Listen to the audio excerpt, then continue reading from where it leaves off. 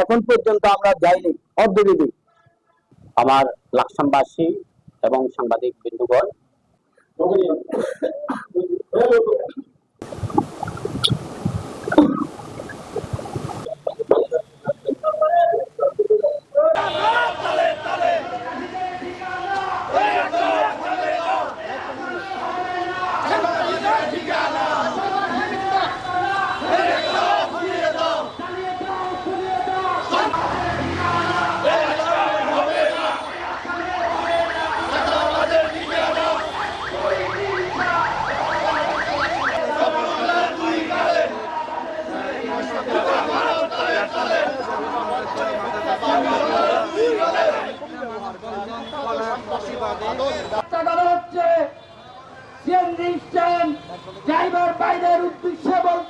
আমাদের কেন্দ্রীয়ভাবে বিএনপির পক্ষ থেকে সকল নেতারাই বলেছে